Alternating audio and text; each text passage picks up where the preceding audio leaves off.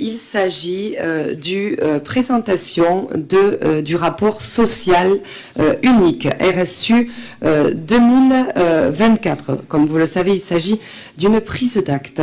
L'article L231.1 du CGCT, du Code général de la fonction publique, instaure pour les collectivités territoriales et les établissements publics le rapport social unique chaque année au titre de l'année civile écoulée. Ce rapport annuel rassemble les éléments et données qui permettent aux employeurs publics de formaliser leur stratégie pluriannuelle de pilotage des ressources humaines. Il présente l'état de la situation comparée des femmes et des hommes. Il est rendu public. Un décret du 6 novembre 2024 qui a créé les articles R231.1 et R232.8 du Code général de la fonction publique fixe les conditions, les modalités de sa mise en œuvre ainsi que la liste des indicateurs. Le RSU est établi à partir de données renseignées dans la base de données sociales au regard des thématiques suivantes. Gestion prévisionnelle des effectifs, mise à disposition des emplois et des compétences, rémunération, parcours professionnel, santé et sécurité au travail, recrutement, diversité, formation, égalité professionnelle entre les femmes et les hommes, avancement et promotion interne, lutte contre les discriminations, la mobilité, l'amélioration des conditions et de la qualité de vie au travail et le handicap. Il s'agit d'un document statistique. Les données du logiciel RH sont injectées dans un cadre fourni par le CIG, Centre interdépartemental de gestion, qui va retraiter les données et fournir le document final. Le RSU a été transmis aux membres du comité social territorial avant sa présentation aux membres du conseil municipal. Il est rendu public dans un délai de 60 jours à compter de sa transmission au comité social territorial et publié sur le site internet de la ville. Le RSU qui vous est présenté porte sur les données de l'année 2024. Il est demandé au conseil de prendre acte de la présentation du rapport social unique. Y a-t-il des questions? Monsieur Chiban. Oui, Madame le maire, quelques remarques sur la note de synthèse et une sur les éléments plus détaillés qui nous arrivent avant le rapport de synthèse. C'est toujours un moment assez intéressant d'analyser ce rapport social. Sur le RSU, note des éléments assez importants. On a un effectif supérieur à la moyenne nationale, ce qui peut se traduire par un haut niveau de service public. On a une forte proportion d'agents de catégorie C, ce qui veut dire qu'on a une organisation plutôt très opérationnelle. On a un taux d'absentéisme supérieur à la moyenne nationale de plus 1,5 points, ce qui veut dire quand même qu'il y a de la pénibilité. L'expression de l'absentéisme, en général, c'est quand on a des agents qui expriment par leur corps, par leur absence, un mal-être au travail. Et je pense que c'est un point de vigilance pour la commune à porter. On ne nie pas l'effort de formation qui est fait par la ville, il est réel. Cependant, il est quand même inférieur à la moyenne de la strate. Il faut noter aussi un vieillissement progressif des effectifs qui nécessiterait d'être anticipé. On a des enjeux stratégiques qui arrivent devant nous, une prévention santé et qualité de vie au travail qui ressort du rapport, une gestion prévisionnelle des emplois et des compétences, le GPEC, un renforcement de l'encadrement intermédiaire et supérieur. Ouais, en effet, on a quand même un taux d'encadrement plus faible que la moyenne. Et c'est assez révélateur quand on regarde les chiffres. Un développement de l'égalité professionnelle homme-femme qui reste à développer. Je prends quelques exemples, hein, Madame le maire. Pour les agents de la catégorie administrative, en catégorie A, on y a une différence entre hommes et femmes de 14%. Pour le technique, en catégorie B, on a une différence de 10%, près de 11%. Pour la catégorie sportive, on a une différence de salaire homme-femme, catégorie B, de près de 18%. Et alors là, les chiffres sont importants, mais c'est vrai qu'il va falloir les nuancer parce que ça mélange toute une catégorie et donc des métiers complètement différents. Si on regarde le secteur médico-social, la catégorie A, j'ai une différence de 47%, ce qui est énorme. En effet, il va falloir regarder les métiers parce que entre un kiné et une assistante médicale, ça peut être différent. Et pour le médico-technique, sur la catégorie A, là on est à 100% quasiment, 98,8% de différence entre les salaires des traitements des hommes et des femmes. Donc, les derniers points et les axes de préconisation qu'on pourrait en donner, c'est qu'il faudrait mettre un plan pluriannuel de réduction de l'absentéisme par un accompagnement en fait des agents qui se signalent auprès de leurs collègues. Peut-être qu'il faudrait mettre une cellule plus d'écoute, renforcer la formation des agents et des encadrants, parce que on est en deçà de ce qui devrait être fait, et favoriser le parcours professionnel vers les catégories B et C, parce que on a quand même une masse très importante de catégories C. Je pense que à la fin d'une carrière, on a tous envie d'arriver à une strate qui nous permette de finir de façon, on va dire, joyeuse et apaiser sa carrière professionnelle. Et enfin, il faudrait structurer une politique RH orientée vers l'attractivité et la fidélisation, parce qu'on a un turnover qui est relativement important. Alors, il y a une bonne partie, un quart de ce turnover vient du fait que, tout simplement, les gens partent à la retraite. Donc ça, on n'y peut rien, hein. On va les laisser partir à la retraite. Mais on a quand même 15% de démissions et 25% de départs volontaires. Ça, c'est quand même inquiétant. On devrait être une ville plus attractive et où on a envie plus de rester. En tout cas, merci pour ces documents, parce qu'ils ont été extrêmement complets. Ils nous ont permis d'analyser ça dans le détail.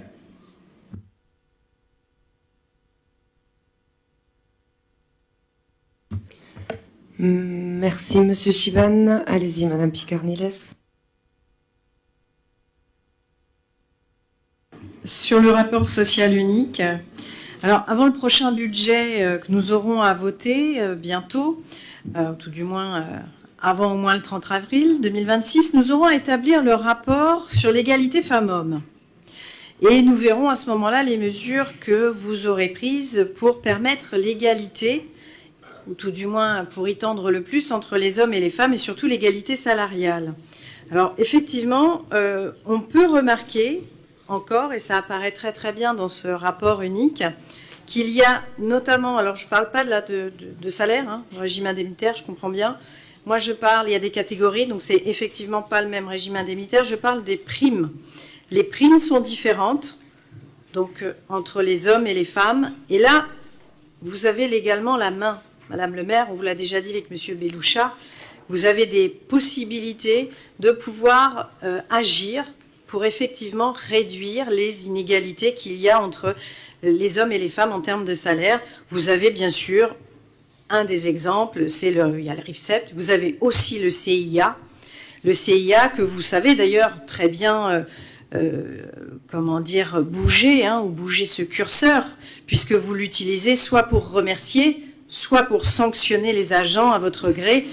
D'ailleurs, je crois qu'il n'y a pas trop de transparence ni de critères qui sont réellement bien définis à ce sujet, ou tout du moins, nous, en tout cas, dans l'opposition, nous n'avons pas ces critères pour pouvoir en juger.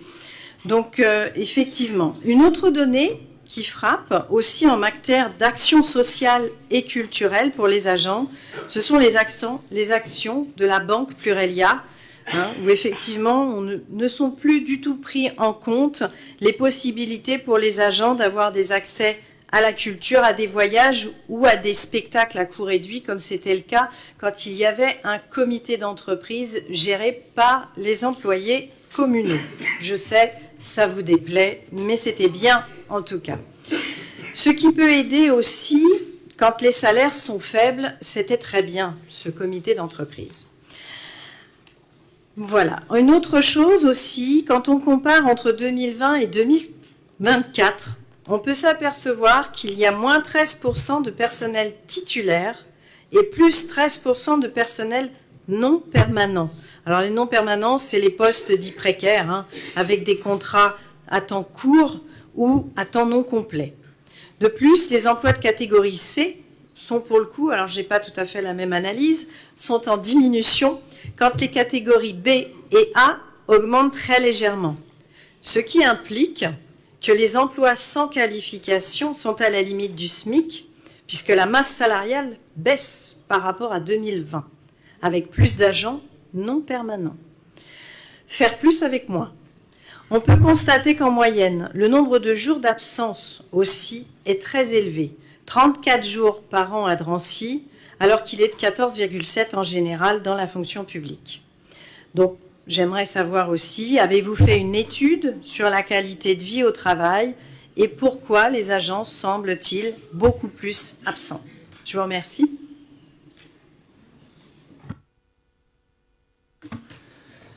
Bien. Alors, pour essayer de reprendre les choses, l'un et l'autre ayant eu des, comment dire, des tonalités différentes, mais en laissant entendre les mêmes choses.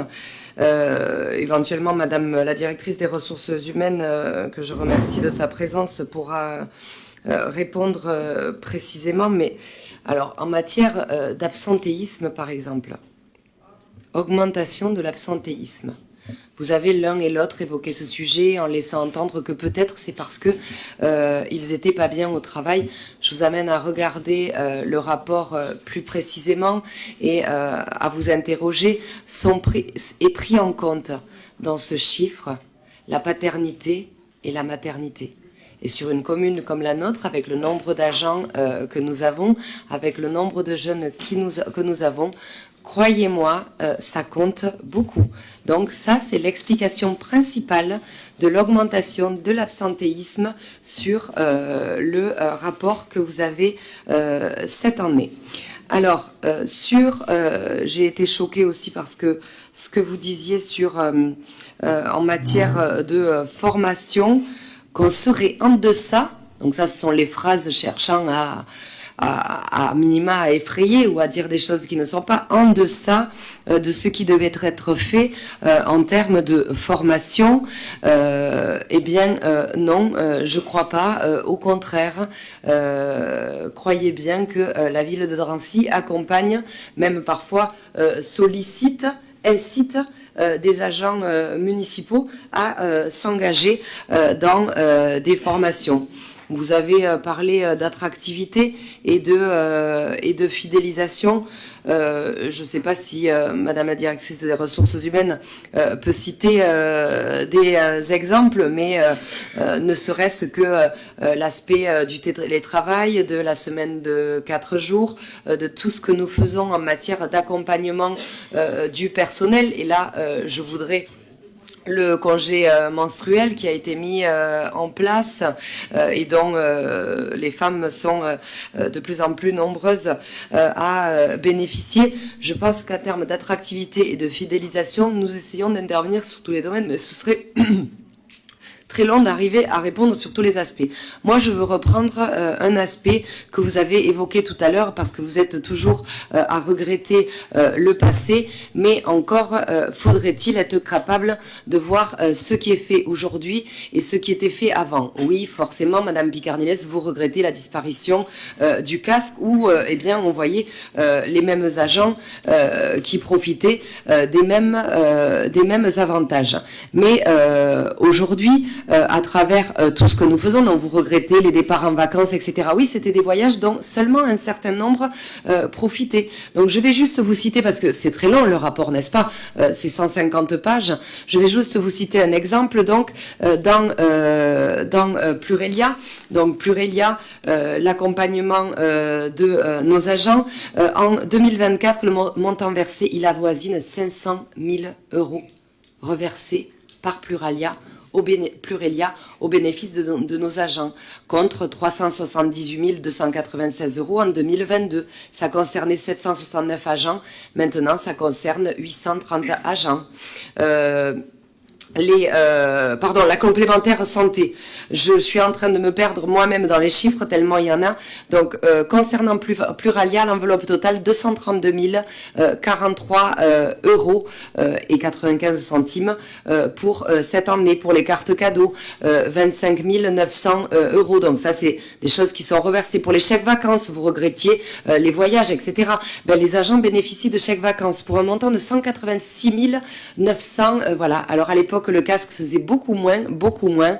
Il y a des chèques vacances, il y a des cartes cadeaux, il y a l'allocation enfants handicapés, elle aussi, qui ne cesse d'augmenter. Le montant qui est dépensé, il était de 17 000 en 2022, il est de 32 000 en 2024. Les agents municipaux qui sont concernés par ce problème sont donc satisfaits de l'allocation qui leur est versée. La prime vélo aussi qui augmente. Et donc je reviens et je m'en excuse sur l'action sociale. L'action sociale, c'est donc près de 500 000 euros qui sont dépensés en 2024 pour la complémentaire santé. Ce n'est pas rien. Bon, ça vous plaît pas, mais ce n'est pas rien. D'autres villes ne le font pas, n'en font pas autant. La prévoyance santé, je rappelle que nous avons mis en place avant même que la loi ne l'exige. La prévoyance santé aujourd'hui, c'est près de 40 000 euros.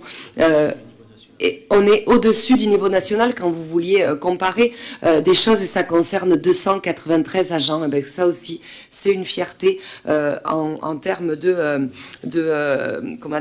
management de ressources humaines, de savoir que les agents sont de plus en plus nombreux à profiter de ce qu'on met en place pour les accompagner dans leurs difficultés. Donc je ne crois pas que l'on manque de dispositifs assurant l'attractivité.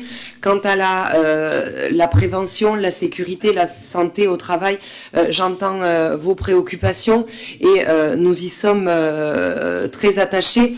Il y a quand même une assistance sociale du personnel, là où avant il n'y en avait pas. Il y a un service prévention sécurité de travail. Il y a un médecin du travail qui est sur place en permanence, et il y a une infirmière aussi sur place en permanence. Voilà ce que je pouvais très rapidement répondre en matière de santé, prévention, etc. et de l'attention portée aux agents municipaux et au bien-être au travail. Monsieur Chiban. Oui, Madame le maire, vous m'avez interpellé suite à mon intervention sur d'où venaient mes chiffres, notamment sur la formation des agents. Moi, j'ai fait l'exercice, en fait. Les agents formés sur la ville, c'est 60%. Et comme je le disais dans mon intervention précédente, ce n'est pas rien, il y a un effort. Pour autant, on reste 5 points en dessous de la moyenne des villes. Donc, on n'est pas beau. Vous me demandez aussi, quand je parle de la moyenne de l'âge, oui, c'est vrai que je pointe le problème du vieillissement de l'ensemble de notre personnel. Et j'ai pas voulu rentrer dans le détail pour pas épaissir le débat, mais regardez un peu. Sur les fonctionnaires, on est à 49 ans et demi de moyenne d'âge. C'est très important.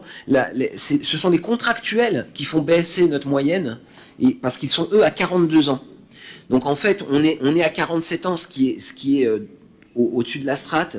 Mais si on regardait vraiment dans le détail de nos fonctionnaires, en fait, on a des fonctionnaires relativement âgés, et ça s'anticipe, je pense, par une politique peut-être de tutorat. Je pense qu'arrivé à un moment donné dans sa carrière professionnelle, on peut peut-être être placé à une position où on va former les plus jeunes. Sur la précarité un petit peu de nos emplois, je donne le chiffre. Nous avons 5% de points en plus, 5%, c'est-à-dire que nous avons 30% de nos agents qui sont des contractuels, là où la moyenne des autres villes est à 25%. Voilà, c'est juste pour éclaircir un peu le débat. Après, on ne peut faire que constater les choses et donner des préconisations, mais pour autant, le rapport est assez éclairant sur ces points-là. Et notamment sur l'encadrement, on a vraiment un taux d'encadrement assez faible. Peut-être qu'on peut faire passer toute cette masse de gens qui ont une expérience importante, parce qu'avec une moyenne d'âge de 50 ans, ils peuvent accéder à un moment donné à des responsabilités et une valorisation dans leur métier. Voilà, Madame le maire. Monsieur Mangin. Alors, je vous alerte, Monsieur Chiban et Mme Picariès, sur les analyses et S'il vous plaît, Monsieur Chiban. Monsieur Chiban, j'essaye de vous répondre. Si la réponse vous intéresse pas, on passe à autre chose. Alors, Monsieur Chiban, Monsieur Mangin est en train de vous répondre. Ne vous laissez pas distraire, Monsieur Mangin est en train de vous répondre. Vous êtes élu, vous êtes dans ce conseil Alors, municipal. je réponds au reste. du Si conseil vous voulez municipal. discuter, vous sortez, Monsieur Chiban, mais si vous attendez une réponse à votre question, ce qui me paraît une marque, voilà, Monsieur Chiban, la police de l'Assemblée, c'est de donner la parole aux conseillers municipaux. En l'occurrence, il n'y a pas eu, Monsieur Chiban, vous n'avez pas la parole. Vous n'avez pas la parole, Monsieur Chiban. En l'occurrence, la police de l'Assemblée, c'est de donner la parole aux élus municipaux. Monsieur Chiban, je vous laisse à vos accusations habituelles, diffamatoires, mensongères. Calmez-vous, Monsieur Chiban. Il n'y a pas eu de manifestation à ma connaissance et il fut des temps ou des séances où vos amis politiques venaient faire bien du bruit par rapport à ce qui est le cas aujourd'hui. Les gens ont le droit de chuchoter. Monsieur Mangin, retrouvons tous un petit peu de sérieux, s'il vous plaît, et de calme. Monsieur Mangin, vous avez la parole. C'était le moment d'excitation habituel et récurrent. Alors, la réponse à ce thématique, mais arrêtez de dicter aux autres ce qu'ils ont à dire, taisez-vous et écoutez quand on vous parle. Vas-y, réponds. Mais je vous interpelle si je le souhaite, Monsieur Chiban. Vous passez votre temps à le faire et donc je le fais. Voilà. Et donc, la question importante et sérieuse, parce que Monsieur Chiban a du mal à être sérieux plus de 5 minutes, en l'occurrence, la question des moyennes et des comparaisons de chiffres dans la question... Monsieur le conseiller municipal, vous avez posé une question et Monsieur Anthony Mangin tente de répondre à votre question. Que vous fassiez votre cinéma devant votre téléphone en vous filmant, ça vous regarde, mais soyez un peu sérieux. Pour quelqu'un qui prétend vouloir un jour diriger notre ville, vous venez d'illustrer à la perfection à quel point vous en êtes totalement incapable. Monsieur Mangin. Donc, nous parlions de chiffres statistiques. L'exercice est très dur chaque année d'analyser et de donner du sens à ces chiffres. Vous sortez des chiffres nationaux, je ne sais pas d'où, mais en tout cas, la ville de Drancy, quand elle est à 60% de formation, elle est sur d'excellents chiffres. Et la différence avec une strate n'a pas de sens parce que la composition du personnel d'une commune est très différente d'une commune à l'autre, le parcours professionnel des agents aussi, et le nombre de formations suivies par un agent de tel ou tel profil dépend de sa volonté de se former à quelque chose, de la fiche de poste qu'il a, des missions sur lesquelles il a besoin de se former, en l'occurrence. Et ensuite, nous envoyons des candidatures d'inscription à des formations à celles et ceux, aux organismes, et le CNFPT au premier rang, qui donnent ces formations.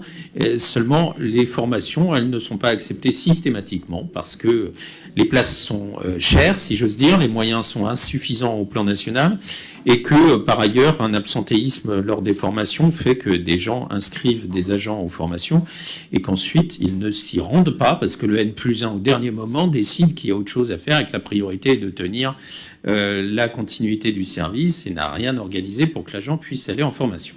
Donc, ce qui pâtit à tout le monde et fait en sorte que lorsque certains de nos agents demandent des formations, ils peuvent se les voir refuser, alors qu'ils sont sûrement plus motivés, et notre ville beaucoup plus organisée, plus motivée pour envoyer ses agents que d'autres villes. Donc, ces comparaisons-là sont très difficiles à faire. Et la dynamique de conservation et de confiance au long cours de nos agents les plus âgés fait qu'aujourd'hui on en a un certain nombre, c'est certain. La ville de Drancy a été exemplaire depuis longues années, depuis plus de 20 ans, sur la question de la responsabilité d'agents sur l'apprentissage, notamment pour accompagner des jeunes en formation. Donc ce domaine-là, il existe et cette confiance dans nos agents et l'accompagnement des agents, il est réel. Maintenant, on ne peut pas obliger des gens à passer des concours ou à prendre des responsabilités d'encadrement si ça n'est pas leur souhait professionnel et le parcours qu'ils souhaitent pour eux-mêmes. Voilà. Et donc, oui, c'est l'intérêt de la ville de surveiller sa pyramide des âges et d'essayer d'anticiper, quand c'est possible, les parcours, les volontés de parcours qui font qu'à des moments donnés, il faut remplacer des compétences. La ville est vigilante sur la transmission des compétences. Pour autant, dans ce domaine-là, c'est très difficile de sortir des chiffres de moyenne, de strates, de ceci, de cela, parce que les profils et les façons de gérer qu'ont les différentes collectivités est très différentes. Et en l'occurrence, ce qui nous préoccupe au premier titre, c'est nous, ce que faisons à Drancy pour les personnels. Et notre intérêt est de former nos personnels aussi parce que le niveau de compétence de nos agents, c'est le patrimoine de compétences global de notre service public dans C1 et notre capacité à faire les choses.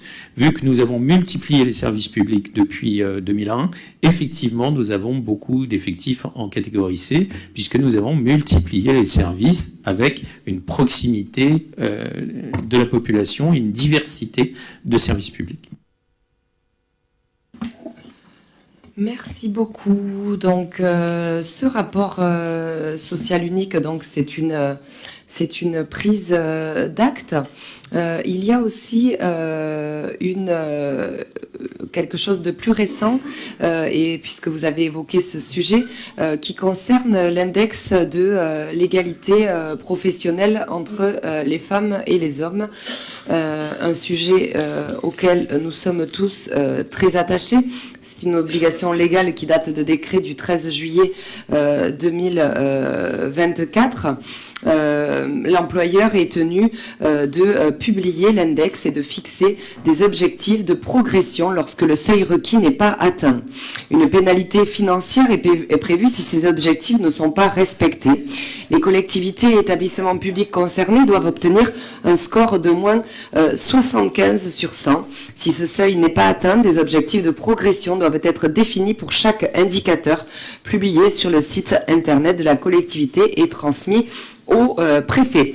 Les indicateurs sont calculés automatiquement à partir des données sociales de la collectivité ou de l'établissement recueillis dans le cadre du RSU. L'index est généré à partir des données RSU 2024 couvrant la période du 1er janvier au 31 décembre 2024. Le comité social territorial compétent est informé des résultats. La note obtenue par la ville est de 80 sur 100. Donc ce rapport, ce n'est pas une obligation de le passer en conseil municipal, mais il vous est disponible, n'est-ce pas? Il peut vous être envoyé ou donné, comme c'est le cas là, afin que vous l'ayez en connaissance pour votre plus parfaite information, même si ce n'est point du tout une obligation, mais c'est quelque chose de récent. Donc, je voulais aussi vous faire part de cet index. Puisque vous en avez parlé, ce résultat pourrait paraître satisfaisant, puisqu'on fait déjà mieux que la loi l'exige. La loi, elle exige 75, nous sommes à 80, mais à la fois en tant que mère et en tant que femme, Madame Audrery, ce que je pourrais dire, c'est que je m'en satisfais pas et que si je peux me permettre encore à la fin de ce mandat de vous fixer des objectifs, eh bien, je vous fixe un objectif à atteindre de 85 sur 100 pour dans 2 ans. Ce sera ce à quoi vous devrez œuvrer, quoi qu'il en soit. Eh bien, même si on ne peut jamais totalement s'en satisfaire, eh bien, c'est tout de même un bon résultat mais je demande qu'il progresse en matière d'égalité hommes-femmes. Et pour reprendre donc un mauvais exemple qui a été donné tout à l'heure, il est évident qu'il y a des choses sur lesquelles nous ne pouvons intervenir. Oui, par exemple, sur le service entretien, il y a plus de femmes que d'hommes, et sur les services techniques, il y a plus d'hommes que de femmes. Et hélas, les compétences techniques, les technicités sont plus rémunérées, et donc de ce fait, forcément, ça crée un écart. Mais je veux vous rassurer, c'est le cas dans toutes les collectivités. C'est pas qu'à Drancy. Donc, on essaiera d'atteindre encore de meilleurs objectifs pour les années à venir. C'est l'objectif qui est fixé. Voilà, je pense qu'on a terminé. Monsieur Chiban.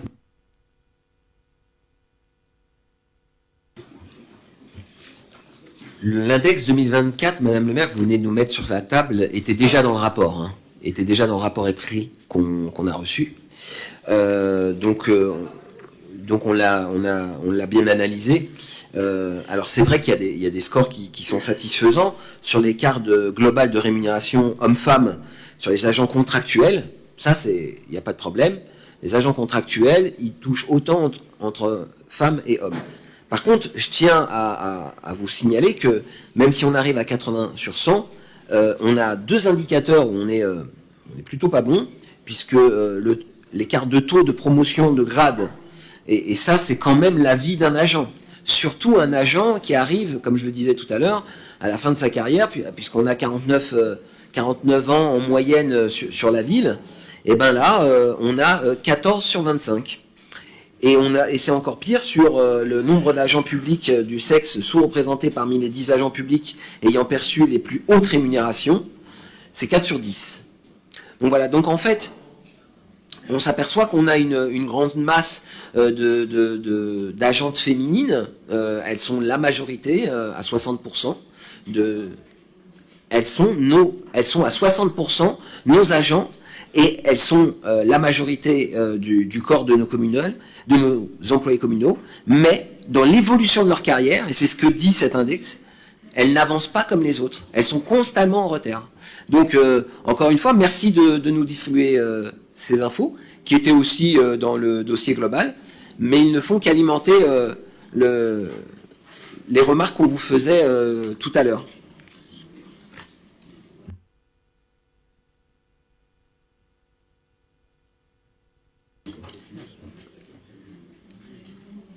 Monsieur Chiban, donc la loi nous donne comme objectif 75, on l'a dépassé. J'entends que vous voudriez qu'on fasse plus. Je viens de dire que je souhaitais aussi qu'on fasse plus.